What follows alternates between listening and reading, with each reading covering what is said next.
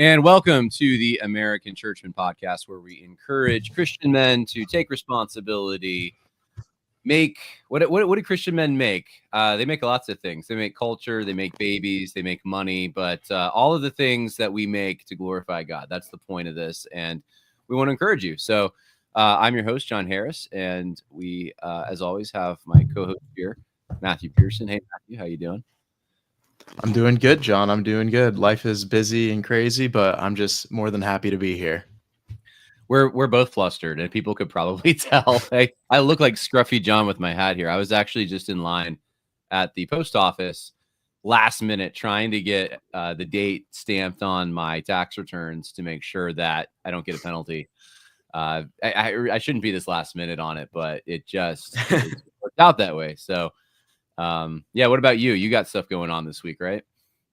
I do. I was a good boy and I got my taxes done in a timely fashion. But no, yeah, very, very busy week. We're not quite at the end of the semester. We're getting there though. I got two big papers. I'm not doing too many classes right now, but I got two big papers due beginning of May, and then I have an exam for my Greek exegesis class soon. So I'm sort of trying to balance that because I remember, John, I was just on here talking about how we didn't have a job, and now I'm working 3 jobs and doing some. So just balancing all that fun stuff, and Easter's coming up, so going to be with my family, my fiance, her brother. I'm going to be spending it with them as well. And her parents are going to be coming down to Florida. So it's going to be a crazy, busy week, busy weekend, but I'm really excited for it. And all the busyness is just, despite the stress and all that, it's a reminder of God's provision in many areas. And so there's some stress, but I'm thankful for the stress. We can put it that way. I guess if you're going to be a pastor, right, you're going to be self-employed technically. And if you don't have someone to do the treasurer, that actually like goes through and does all your finances, an accountant, you end up paying quarterly taxes. And so anyway, I'm just saying this because my dad's a pastor and he's done this. And now I'm doing the same thing. I'm paying quarterly taxes. I'm self-employed. It's so complicated.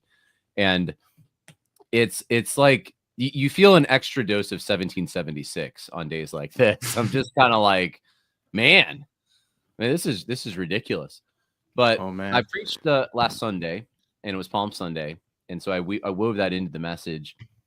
And I don't know, like I've been impressed with the idea lately that life is so temporary.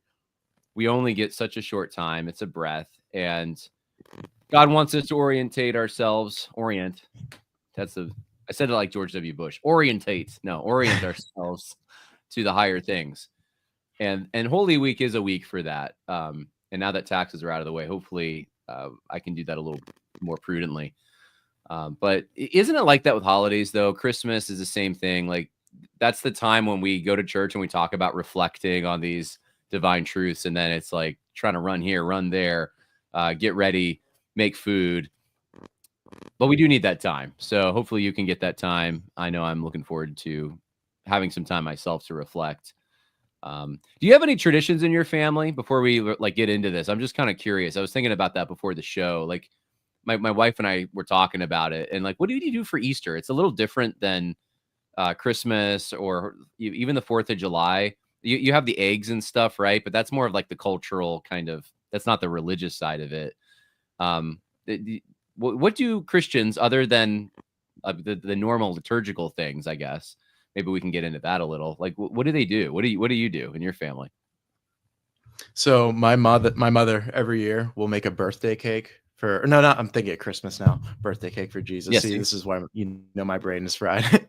But no, we have some fun Easter traditions. So like my mom, when I was a kid and she told us about the Easter bunny, she would write, "It's not here." So we'd go to different places in the house with notes. Me and my sister would go to find our little Easter basket, and all my family would just come over to our house and celebrate.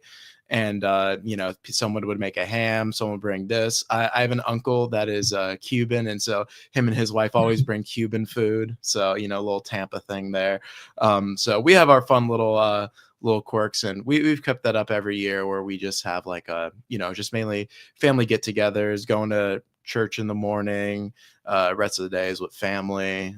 So nothing particularly unique that I can think of, though, other than just like family gathering and stuff like that. But, usually go to the Good Friday services. But what's interesting is that this year, my church back in Tampa is actually not doing a Good Friday service. They're doing a Maundy Thursday service, which I thought was interesting. Whoa. I know what Maundy Thursday is, but I was like, oh, giving up the Good Friday service. But yeah, because I was there this past Sunday, and I'm like, I was looking forward to the Good Friday service because I was going to come home from to Tampa on Friday, but I'm like, oh well, no Good Friday service this year. But a lot of the normal Christian cultural things we do.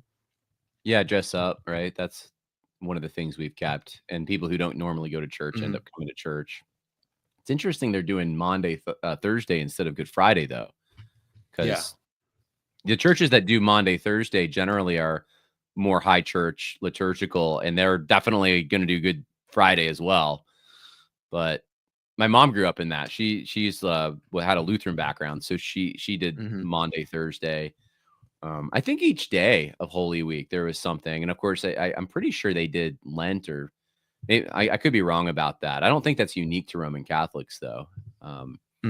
So yeah, I know in the evangelical tradition that I'm part of, Lent is kind of looked down on as like there's a suspicion around it, like you must be Catholic if you're doing it or something. I don't know. I don't actually. I think it's not a bad idea if it's put in the proper frame. But anyway, Dr. Bob has a really important message here. My church, he says, is roasting 150 pounds of brisket and throwing in eggs on Saturday. That's a lot of brisket. Yeah, that where's your church, Dr. Bob? I might want to come. That sounds great. Yeah, there should be leftovers for us, right? Oh my gosh, that sounds like a great tradition. Well, anyway, maybe we can get into that a little more. We have an article on the subject of Easter or Resurrection Sunday. Some evangelicals don't even say Easter anymore, so that might even be something to talk about. But yeah, before we want to discuss the attribute of God, not John. One of the attributes of me is I'm late to the podcast. No, yeah, I was about to say, let's do our attributes of God like we usually do. Yeah, certainly. This one is not particularly lengthy. I thought it was fairly straightforward, but we'll see how much time that we do spend on it. Sometimes I think the ones where I'm like, oh, I put the least amount of like writing into this one. I'm like, oh, this will be really short, but it ends up being long. So I guess we'll see. But our attribute today is the holiness of God. And for many OG, young restless reform types that may be in the crowd, that holiness of God may trigger an R.C. Sproul book in your mind, which I hate to say, I've not actually read R.C. Sproul's The Holiness of God. It's been recommended to me many times. I own the book, but I have not read it. But yeah, we're going to be talking about holiness as an attribute of God. And starting off, there's a few verses we could go to for this. I think the most popular ones would be Isaiah 6, 1-7, and then Revelation 4, 8-11. We'll only be reading from the Isaiah 6 one. We may come back to the Revelation one, but those are like the fairly, like, when you think of the holiness of God, you kind of conceptualize in your mind heavenly worship and all of the angels and the saints bowing before God, proclaiming his holiness. And that sort of is what this verse from Isaiah 6 is speaking of. So I'm just going to read verses 1-7 of Isaiah chapter 6. In the year that King Uzziah died, I saw also the Lord sitting upon a throne, high and lifted up, and his train filled the temple. Above it stood the seraphims. Each one had 6 wings. With twain he covered his face, and with twain he covered his feet, and with twain he did fly. And one cried unto another and said, Holy, holy, holy is the Lord of hosts. The whole earth is full of his glory. And the posts of the door moved at the voice of him that cried, and the house was filled with smoke. Then said I, Woe is me, for I am undone, because I am a man of unclean lips, and I dwell in the midst of a people of unclean lips. For mine eyes have seen the King, the Lord of hosts. Then flew one of the seraphims unto me, having a live coal in his hand, which he had taken with tongs from off the altar. And he laid it upon my mouth, and said, Lo, this hath touched thy lips, and thine iniquity is taken away, and thy sin purged. a beautiful imagery of what the holiness of God is and how God is exalted over all things, and how part of when we say, like, when we define holiness, what the most common definition given is, like, set apart, someone that is set apart. And surely when we think of God, God is set apart not just from sin and fallenness and things like that, but just in general. Like, God is his own, like, being. There's nothing which is like him in any particular way. Of course, we as rational creatures bearing God's image, we are like God in certain capacities, for he has made us in his image. But in and of himself, intrinsically, there is nothing like God. And in that sense, we can say that God is set apart and holy. But of course, if you want to hear, as always, my little more, I guess you could say, scholastic definitions of things, or like how a lot of these guys go, I'll of course cite my sources. I always do, and it's the same one that I always give. I'm going to be going through Richard Muller's, Greek and Latin Theological Dictionary. And then a few weeks ago, when discussing mercy, I sort of drew in this book by English Presbyterian William Bates, which is called The Harmony of the Divine Attributes and the Contrivance and Accomplishment of Man's Redemption. We'll be pulling from that as well. I'm going to read a brief quote from there. It's not too brief, but it's really good. So I'm going to read it, of course, because I can. So that's what we'll do. But when speaking of the holiness of God, like in a more like specific sense, aside from just holiness being set apart, the holiness of God, essentially, like according to Muller, as summarizing the doctrine of the Reformed and Lutheran Protestant scholastics, the holiness of God refers to the absolute goodness of God's being and willing. So it refers to the absolute goodness of God's being and willing.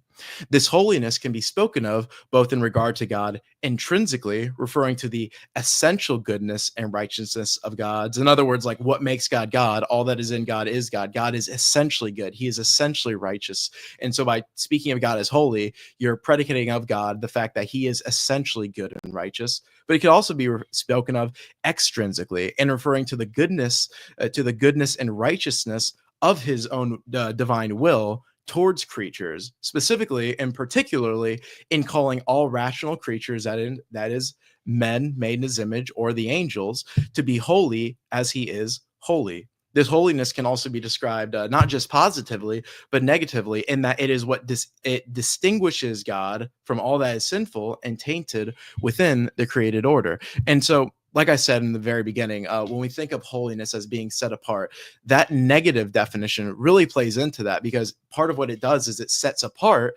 God from all that is sinful and tainted within the created order. But we can also speak of it in the sense, as I said earlier, of God being set apart in general.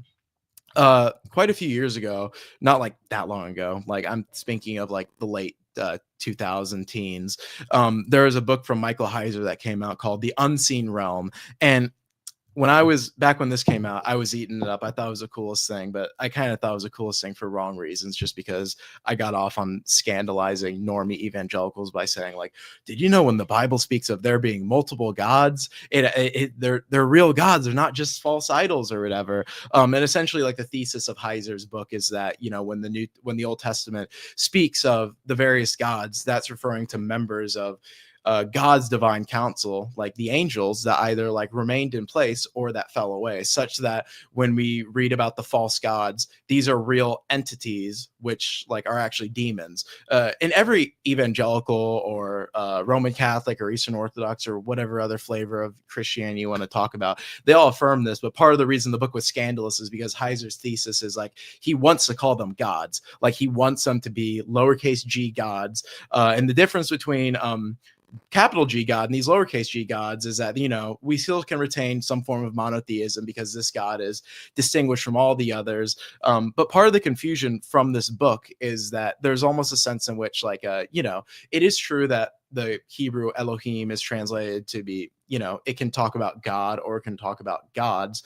But, when we speak about like language and things like that, language is not always theology. When we speak about like theology, sure, we're using words from scripture, but we're building concepts that are, they're contextualized by like where they're spoken of in scripture, such that when Paul says, man is justified by faith and not by works of the law, versus when James says man is justified by works and not by faith alone, we understand that justification here is being used in like a different sense. One being the sense of imputing to someone like a righteousness, whereas the other is talking about being a vindication. So we understand that words have their different usages. And the reason I went on that rant about Michael Heiser's book, when talking about holiness, is because it's not just that God is like another God. He's just a more powerful one.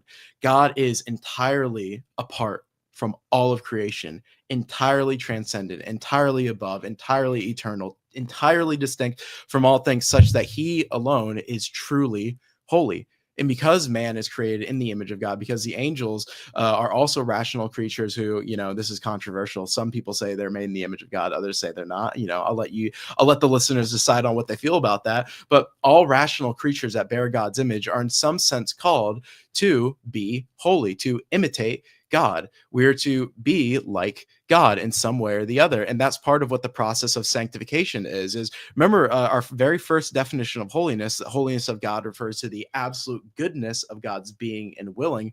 We too are called to be truly good, to be truly holy, to be righteous. And this happens in the process of sanctification, where the Spirit of God infuses into us supernatural gifts whereby we may be truly righteous. Of course, this is grounded in the imputed righteousness of Christ, but that's all what sanctification is about. Is not just the Christian life is not just imputed righteousness, but it is on this firm foundation where we have true righteousness, where we bear good fruit, where we obey the law of God. And so that is where holiness sort of comes in practical matters. But there's this one quote from William Bates' book, I referred to him earlier, that I want to read. I'm not going to say the title again because it's really long. I'll just say the first part: The Harmony of Divine Attributes, blah, blah, blah, blah, blah. But this part of his book is it's really good to meditate on, and it's a beautiful book to read. I recommend all of you guys go read this. You can find it on the Internet Archive. But this is a quote. He's speaking of holiness of God. He says, "Of all the perfections of the deity, none is more worthy of his nature and so peculiar admirable as his infinite purity or his holiness. It is the most shining attribute that derives a luster to all the rest. He is, quote, glorious in holiness," Exodus 15, verse 11. "Wisdom degenerates into craft, power into tyranny, mercy loses its nature without holiness. He swears by it as it is his supreme excellency." And then quoting one of the Psalms, he says, "Once I have sworn by my holiness that I will not lie unto David." It is the most venerable attribute, in the praise whereof the harmony of heaven agrees. The angels and saints above are represented, expressing their ecstasy and ravishment of the beauty of holiness. Holy, holy, holy is the Lord of hosts. The whole earth is full of his glory. Isaiah 6, verse 3. This only he loves and values in the creature, being the impression of his most divine and amiable perfection. Inferior creatures have a resemblance of other divine attributes. The winds and thunder set forth God's power. The firmness of the rocks and the incorruptibility of the heavens are an obscure representation of his unchangeableness. But holiness, that is the most orient pearl in the crown of heaven, shines only in the reasonable creature. And upon this account, man only is said to be formed after his image. And so we could say much more about holiness, but as I always say, that would be the holiness of God in a nutshell. Yeah, Sproul says when the angels decide to focus on an attribute, they don't say love, love, love, right? They say holy, holy, holy. This is if you're gonna do the whole gentle and lowly thing and try to reduce Jesus or God down to the primary attribute. Actually, holiness is a better, probably a better attribute to focus on than even love in some ways. And one of the things too, you caught my attention when you talked about that book. Who wrote that book? Was it Heisner? Oh, William Bates. Oh, Bates. Oh, are you talking about? No. You're talking about The Unseen Realm. That's Michael Heiser. Yeah, Heiser. Okay. Yeah, I haven't read that. That's interesting though. I have a friend of mine who keeps sending me stuff like about this very topic that God's got a council in the heavens, and it's a lot of speculation about Nephilim, and there's stuff just all the fanciful creatures, and I know Haunted Cosmos kind of contributes to some of this. There's a re-enchantment kind of vibe, I guess, out there. I see it even in the pagan realm. Near me, there's all these witch shops, and young people really want to get into the spiritual stuff. But when you look at God's holiness, I mean, that's re-enchantment. And I've try to encourage people, look for those mountaintop experiences. Elijah, Moses, Jesus, all these guys, they would go be with God in a desolate place and have an experience with God in those places. I don't mean to be overly mystical, but there is something that's somewhat enchanting and I don't dare I say mystical about the Christian life. And you can have that with God. You don't need to look for it in other places, I guess is my point. Yeah, So certainly. No, a yeah, lot I of it mean, is speculative and sort of based off like ancient Near Eastern conceptions of divine councils and things like that, and kind of arguing that the Israelites were being polemical, and there's a grain of truth in those, and so God uses those. But yeah. I used to be a big fan of it, but I think it's a possibility that God does have some sort of divine counsel in the same way they exercises his will through man. He can do so through a particular set of angelic beings. But I think a lot of it can fall down to speculation. And of course, as Christians, we all do know that there are spiritual beings out there, and you don't have to insist on calling them gods. But if you really want to, and you can qualify and clarify and retain affirm monotheism, then be my guest, I guess. Just don't try to scandalize people. That's what I would say with the Yeah, and that's a temptation for people that especially younger guys like me that study theology, is we want to find a way to say something true, but in the most scandalous way possible. I don't know why we love it so much, but we just do sometimes. It's like the Reformed guy who reads like Calvin on baptism, where he attributes some sort of soteriological effect to this means of grace, and we're like, oh, baptism saves, 1 Peter 3:20, and it's just like, okay, yeah, in a sense, yeah, we qualify, but yeah, that's just like a temptation for a lot of us. But we don't have to cause scandal to say true things. I was thinking about Colossians 2:18. It says, "Let no one disqualify you, insisting on asceticism and worship of angels." And I'm not saying that anyone gets fascinated with this is worshiping them, but you do need to be careful because that is something Scripture warns about. You want to make sure that God is the primary focus. So anyway, Pseudo Dionysius is hard as hit.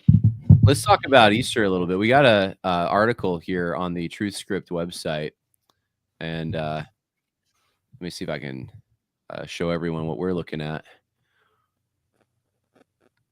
All right, here it is. So I should also remind people, TruthScript does sponsor the podcast, and if you want to give, it is 501c3. Just scroll down all the way to the bottom and push publish, donate, or if you want to write with us, push publish. Okay, so the article, there's a few actually good articles. Lessons from Canaan on Conquering Enemies, Biblical Foundations of Confessional Practice, and then 3 Crosses, 2 Sabbaths, 1 Empty Tomb, the timeline of Holy Week. So I'm going to click on that, and it'll bring you to, actually, my brother wrote this one too, but no, he didn't. Sorry. He posted it, but it's by Tom and Nathan Rush. So we had Tom Rush on the podcast not too long ago, and he's one of the board members of TrueScript. And so anyway, this goes through the different days in Holy Week. And we were just talking about this, so maybe I'll just read a little portion here. You got Palm Sunday, which is Jesus's triumphal entry into Jerusalem, right? And we all know what that is, right? And then you have Maundy Thursday. Now, he did skip over, I think it's Holy Tuesday and Wednesday. There's actually, let me hold on. I pulled it up somewhere else. Let me just read for you what those are, since he skipped it. All right. These days reflect Holy Monday to Wednesday. These days reflect on the events leading up to the crucifixion. Different traditions focus on various gospel readings, such as Jesus cleansing the temple on Monday or Judas's betrayal. Wednesday is also called Spy Wednesday. Okay. I have not heard of Spy Wednesday, but there you go. So that's that is before, I guess, in some traditions, getting to Maundy Thursday. And Maundy Thursday, Jesus holds the Last Supper. He's arrested. His trial runs through the night. And many churches hold a Maundy Thursday service where the Lord's Supper or a Mass of some sort is observed. And do you know what Maundy means, Matthew, out of curiosity? I don't recall. No, I've heard it before, but I don't remember. So it's from mandatum, which is a Latin for commandment. And it's about Jesus's greatest commandment, which is to love.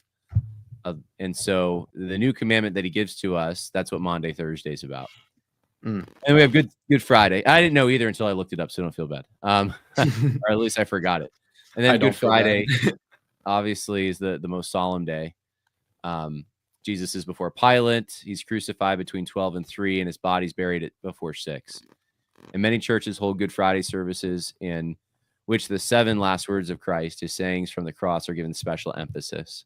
Often these services are very somber, with the apparent assumption by some that the cross was the greatest failure of all time, or at least should be considered a very sad occasion.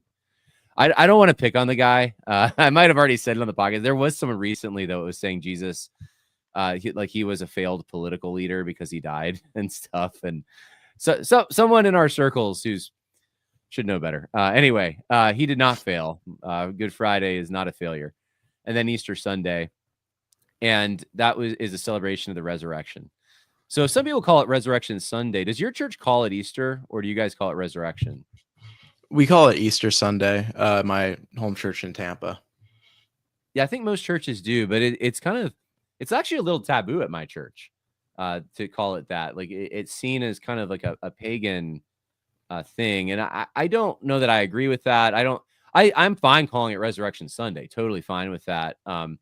I think it goes back to the venerable deed. There's this quote, and as far as I know, this is the only quote that links Easter or links this celebration with Ishtar. But Ishtar was supposedly this fertility goddess, and we don't really know though a whole lot about Ishtar at all. We don't really. All we know was there was a tradition that developed, and the time of the year, spring, was already called Easter, or however they pronounced it during the time of Venerable Bede. And so there's a quote where he's like, oh yeah, that's the time of year where we celebrate Christ's resurrection. And so it's more like a seasonal kind of, I guess it just developed into this. That's my understanding, at least. But it isn't like the co-opting of a pagan celebration, which is how a lot of pagan guys and some fundamentalist traditions, I guess, go along with this, and they frame it that way, like we just stole the pagan celebration. No, not at all. There's really no connection there. It just happens to be the time of the year that was called Easter, Ishtar, whatever, and that also it parallels and over time this developed. So yeah. Anyways, I don't feel bad about calling it that, but some people do, and if Yeah. your conscience bothers you, then that's fine. Call it Resurrection Sunday. And the church itself has been celebrating Easter since almost the very early in the beginning. So Irenaeus of Lyons actually helped to prevent a schism within the church in the late 2nd century. It was called the Paschal Controversy. And essentially what had happened was a lot of Easter Minor, they would celebrate Easter on the time of the Jewish Passover. So I think it's Quarto-Deciminianism. Asia Minor, yeah. Oh, you so said they Easter Minor. Yeah, okay. Oh, yeah, my bad. Yeah, Asia Minor. They had celebrated on, the 14 Nisan, or the Jewish Passover, whereas Rome and then a lot of the Eastern churches would not do that. They would try to make sure it fell on a certain Sunday. And so the Bishop of Rome, Pope Victor, actually excommunicated the churches that celebrated on Passover, but Irenaeus was able to get him to lift the excommunication. So it's a fairly early practice to celebrate Easter. I can't tell you for sure off the top of my head if they called it Easter. I know they refer to it as like Pascha, but maybe that translates to Easter. I don't recall off the top of my head. I don't think it translates, but the Venerable Bede did connect the two, and that's pretty early. I mean, he lived from 7, or according to Wikipedia here, from 672 or 3 to 735. So I like a lot of things in the Christian tradition, this did develop, but we've obviously the theological significance is we have always had Christ's a celebration of Christ's resurrection. That's every Sunday, because that's why we meet on Sunday. And then we also have this new meaning given to the Passover, Paschal, as you say. And so that's something that Christians have celebrated in memoriam. So those things have always been there. It's just a matter of what we've called them, and I guess when we've celebrated them. And I thought it was the Council of Nicaea. Everyone says the Council of Nicaea was everything. So I thought, but I really do think they did discuss the date at the Council of Nicaea. Yeah. I don't remember what the conclusion was, but I was referring to an earlier controversy in the late 2nd century that had happened, where Pope Victor sort of was like overreaching over a slight disagreement, and Irenaeus was able to be the peacemaker and get him to lift the excommunication. Yeah. So the Rushes talk about the three crosses. There's no need to be dogmatic when attempting to discover the day on which Christ actually died. That he died is the important part of it. And there are controversies. There's guys I've run across who are so adamant in their configuration of, exactly when it happened. But anyway, it happened. And so this is interesting. He says 2 Sabbaths. A very important point in the timeline of Holy Week is the fact that there are 2 Sabbaths. Understanding this will provide a tremendous help. Tom Rush says, I'll propose another more plausible and I believe more biblical timeline for a week.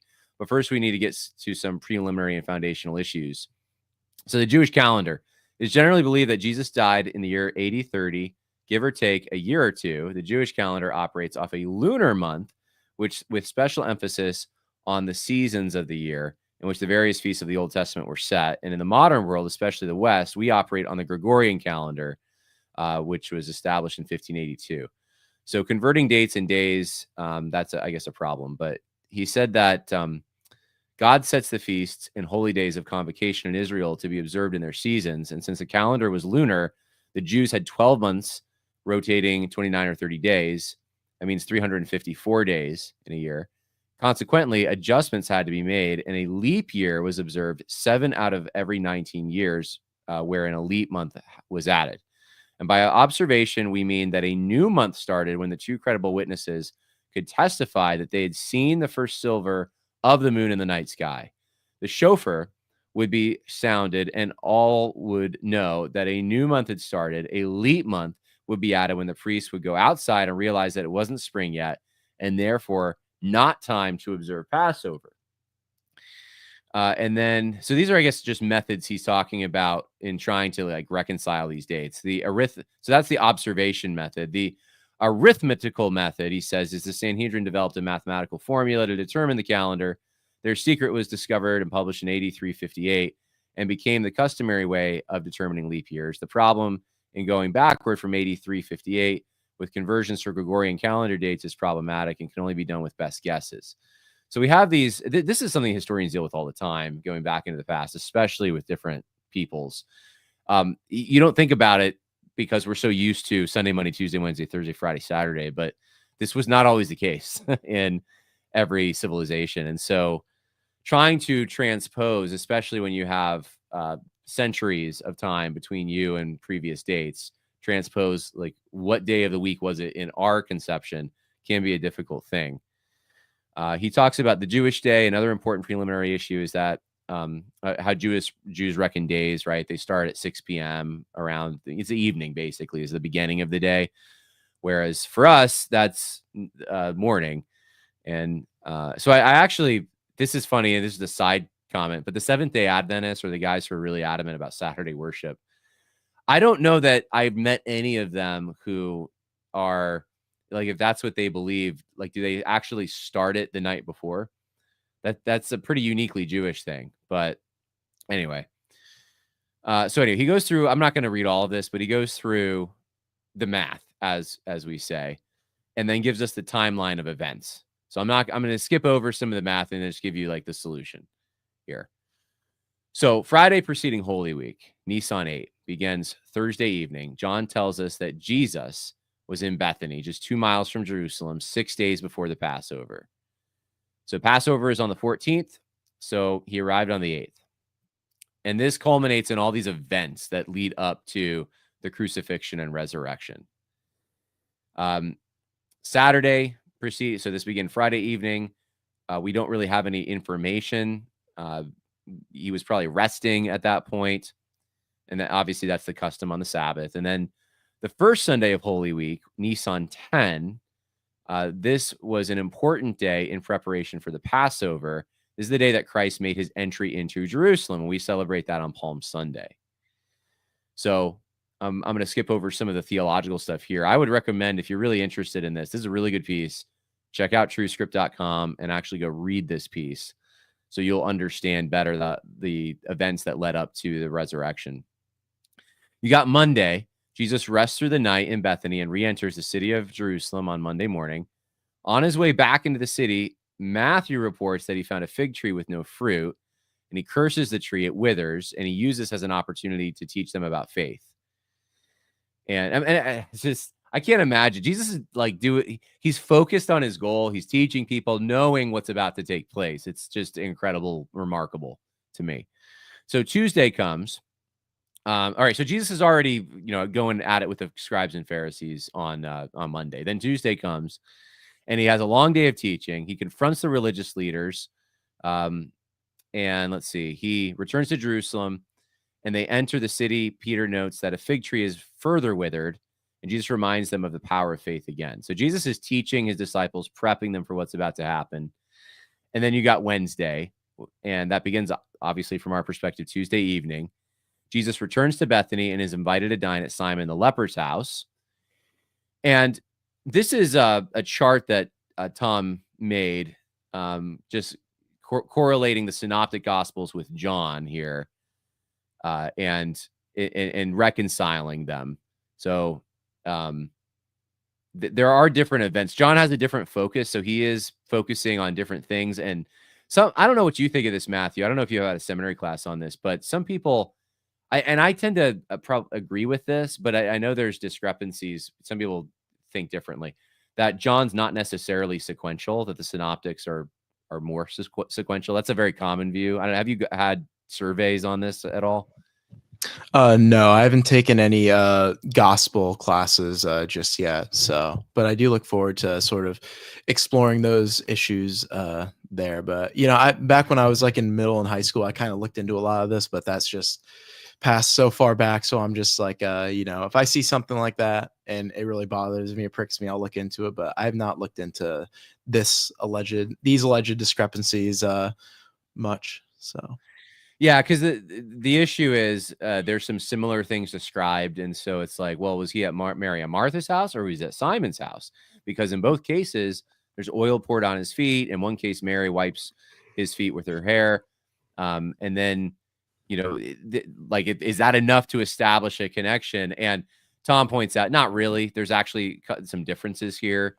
Like, you got Judas protesting the use of the oil, and then Judas isn't mentioned in the synoptics, and the timeline's different. One's 2 days before Passover, the other one's 6. But that, you have a lot of that in John. Like, for example, I think it's in John chapter 2. Jesus has a whip and he's in the temple. And you're like, wait a minute, that's not supposed to happen for a while. And some people will say, well, it happened twice. And other people will say, no, John's just not being sequential. So those are the kinds of things that in any kind of reconciliation you have to deal with. But he gives us enough information that on this point, it looks like, yeah, these are two different events. Anyway, Thursday comes, Maundy, Thursday. It's Passover. Jesus will not return to Bethany. He will not sleep again on earth. After the supper, the events of the night are chronicled by John.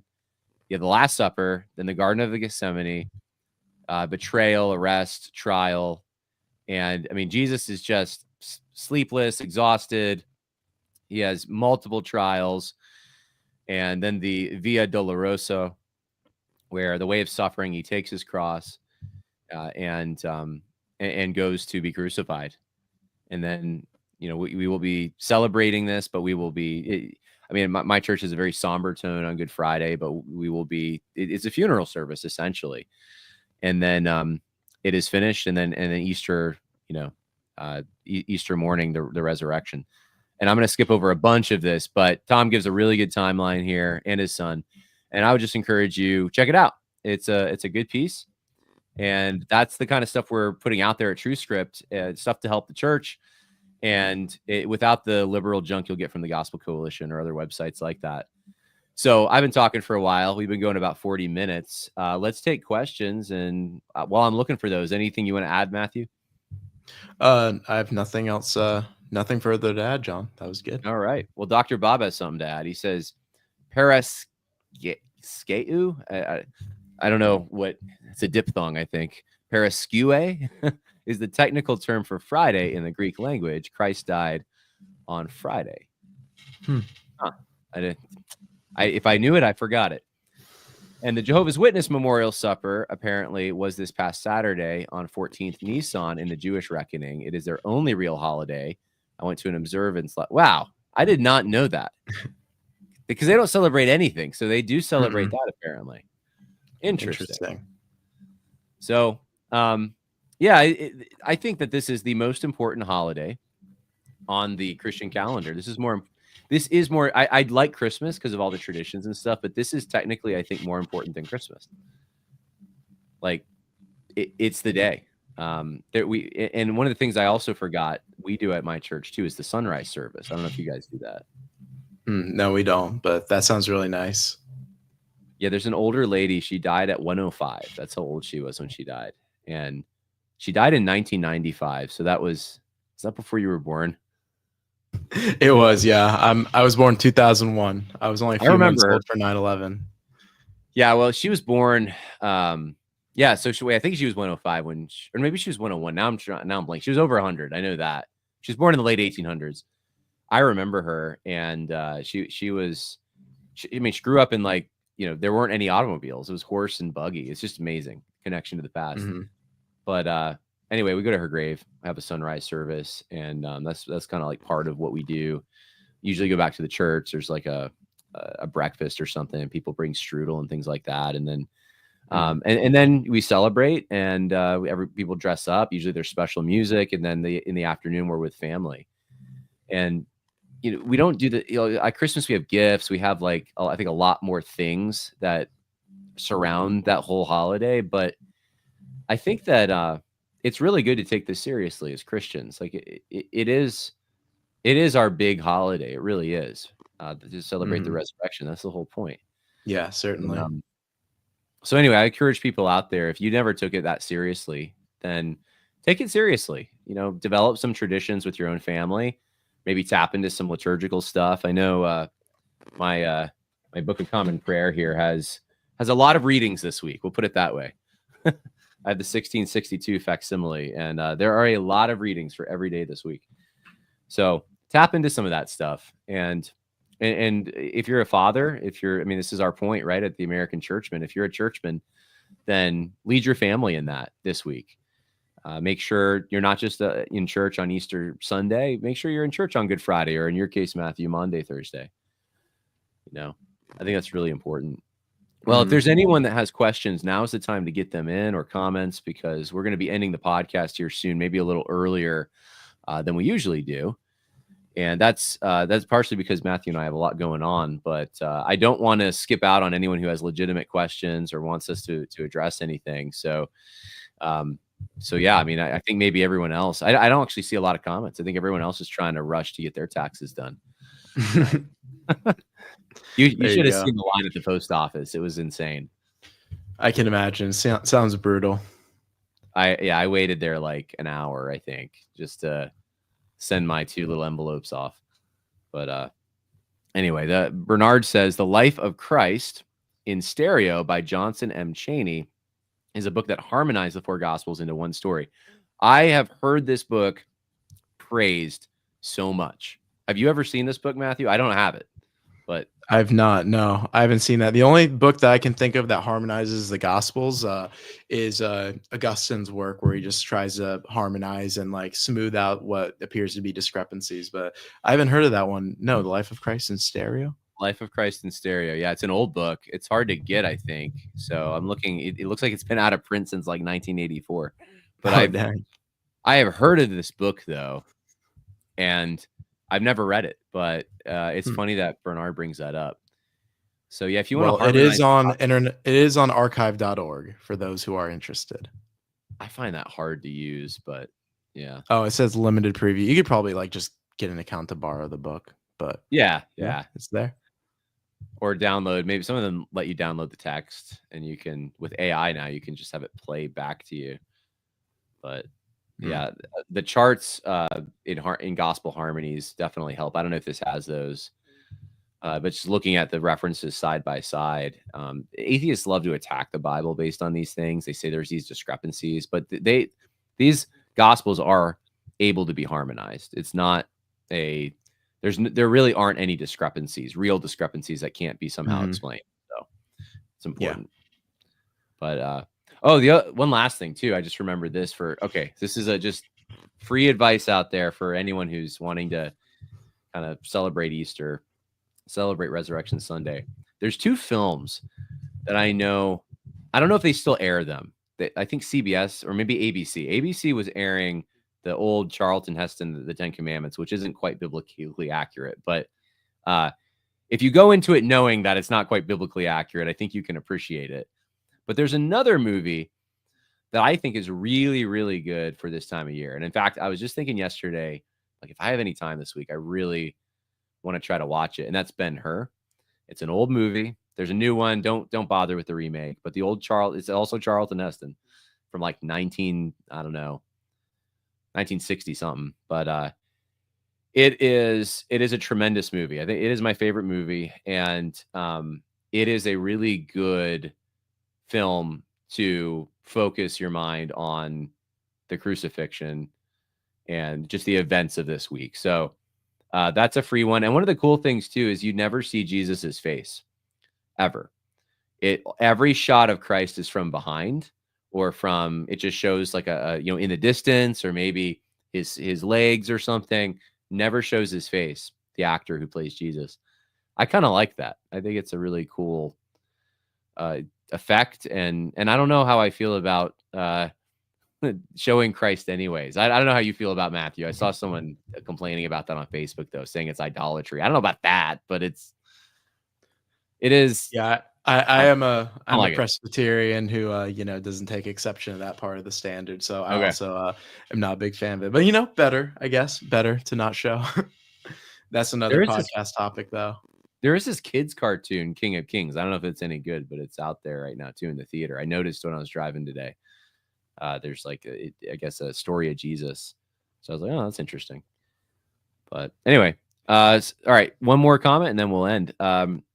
Salome says, we have a laminated strip of 8 squares and move a wooden figure representing Jesus each day. Review what happened each day in scripture, and the kids have made things for each day. The fig tree, cup, and bread. I love this idea.